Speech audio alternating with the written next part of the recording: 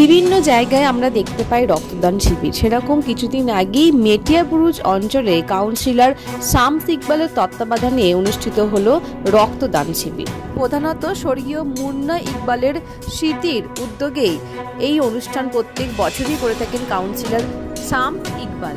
কয়েকশোরও বেশি মানুষ ওই দিন এসে রক্তদান করে পুরো অনুষ্ঠানটি সাফল্যমণ্ডিত করেন। এই অনুষ্ঠানে উপস্থিত ছিলেন বিশিষ্ট ব্যক্তিরা, তাদের মধ্যে কলকাতার মেয়র ফিরহাদ হাকিমও এই অনুষ্ঠানে এসেছেন।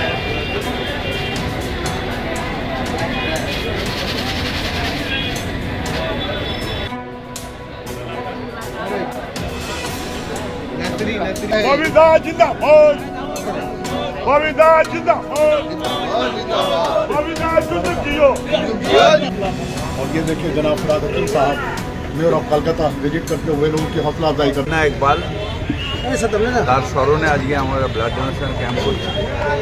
সারা গার্ডেনের মানুষ তারা এসছেন, তাকে শ্রদ্ধা জানিয়ে নিজের রক্ত দান করছেন। আমাদের কাউন্সিলর শামস ইকবাল তার তত্ত্বাবধানে এটা হচ্ছে। বাবার প্রতি শ্রদ্ধা জানিয়ে এই অর্গানাইজ করেছেন তারা। আমিও শ্রদ্ধা জানানোর জন্য। কিন্তু দাদা, হাইওয়েতে তরুণীর মৃত্যুর ঘটনায় ল অ্যান্ড অর্ডার নেই, বিরোধীরা বলছে। এগুলো হচ্ছে যে ল অ্যান্ড অর্ডার অ্যাক্সিডেন্ট বা যেটা ইন্ডিভিজুয়াল কোনো ধরুন অ্যাক্সিডেন্ট হয়েছে না, কি মার্ডার হয়েছে সেটা পুলিশ তদন্ত করবে। কিন্তু ল অ্যান্ড অর্ডারের সমস্যা কোথায়?